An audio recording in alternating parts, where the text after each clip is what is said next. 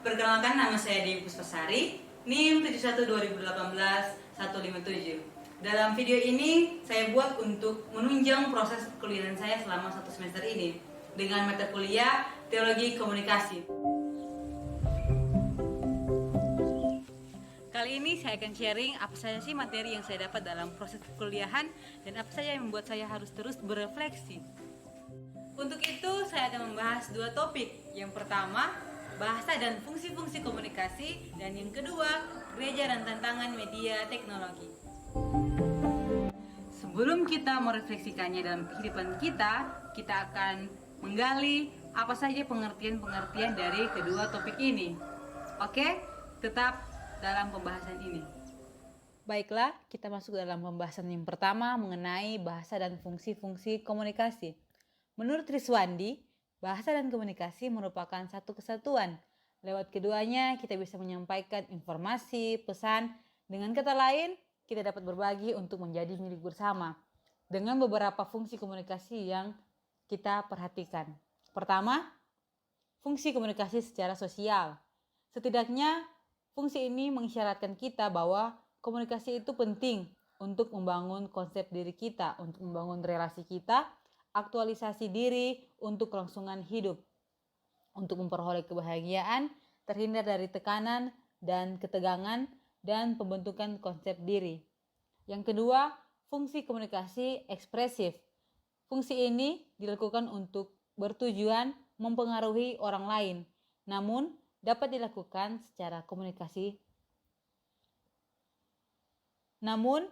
Komunikasi itu dapat dilakukan sejauh komunikasi tersebut menjadi instrumen untuk menyampaikan perasaan-perasaan emosi kita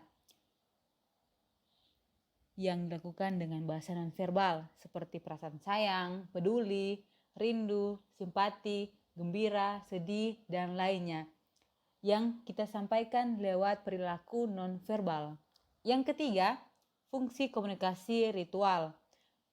Fungsi ini biasanya dilakukan secara kolektif. Suatu komunitas sering melakukan upacara-upacara berlainan sepanjang tahun atau sepanjang kalender yang mereka miliki. Dalam acara tersebut, orang-orang mengucapkan kata-kata atau menampilkan perilaku-perilaku yang bersifat simbolik. Yang keempat, fungsi komunikasi instrumental. Fungsi komunikasi ini mempunyai beberapa tujuan, yaitu menginformasikan, mengajar, mendorong, mengubah sikap dan keyakinan, atau dengan kata lain mendorong orang untuk lebih maju. Kita masuk dalam pembahasan yang kedua mengenai gereja dan tantangan media teknologi. Informasi akan memudahkan kita dalam beberapa hal, mencoba memperbaiki apa yang salah, tetapi tidak menutup kemungkinan ada saja informasi yang salah dikelola. Akses untuk mendapatkan informasi adalah media, tetapi media paling sering terjadi adalah proses pro dan kontra saat menjalani kehidupan bermasyarakat. Banyak pihak akan mendapatkan dampak negatif ketika adanya penyalahgunaan informasi dan media. Tetapi terkadang karena adanya kepentingan pasar, berita yang negatif terus saja menyebar, bahkan sudah menjadi makanan setiap hari bagi masyarakat. Rasa keingintahuan seseorang dapat menjadi motor penggerak informasi, mulai menggali, menjadi paparazzi atau wartawan, dan menjadi alat diskusi oleh pasar industri dengan memakai foto ataupun video yang menjadi barang bukti dan memperjelas argumen yang telah mereka miliki atau yang telah mereka peroleh.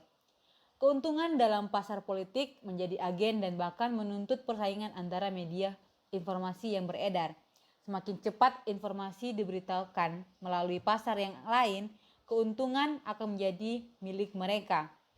Perang persaingan seperti ini sudah terjadi sejak tahun 1991, baik media cetak ataupun media gambar.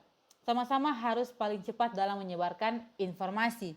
Media memberikan perubahan bagi masyarakat, terkadang menjadikan masyarakat memiliki sekat satu dengan yang lain.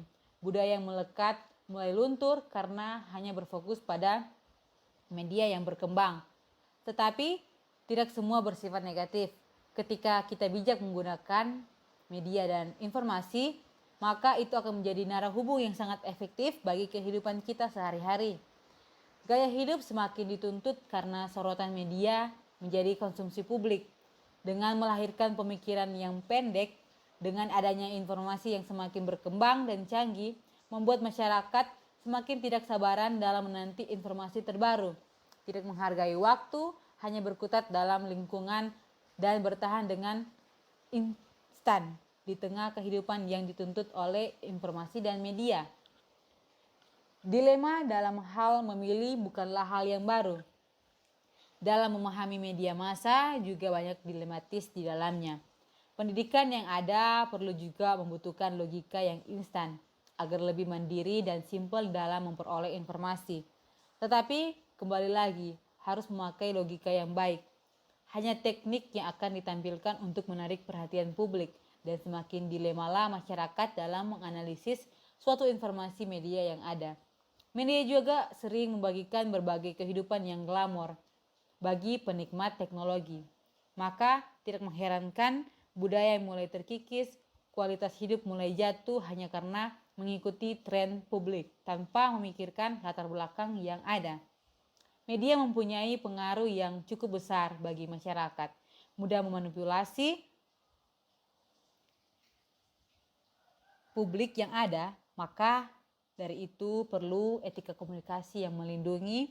Etika komunikasi berupaya menjaga agar keseimbangan dalam mengekspresikan kebebasan tanpa perlu menjadi brutal, dan selanjutnya etika komunikasi mencoba agar tidak terjadi pengabaian nilai-nilai moral dan kredibilitas masyarakat. Nah, tadi kita telah membahas kedua topik tersebut. Sekarang kita akan melihat refleksi bagi kehidupan kita dalam bermasyarakat maupun bergereja.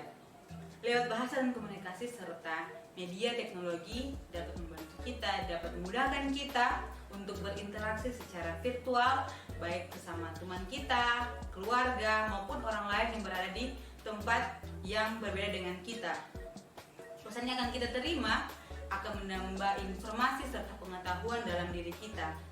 Untuk itu, gereja harus berpikir secara kritis dalam menghadapi dunia yang semakin maju dan dunia yang semakin modern ini.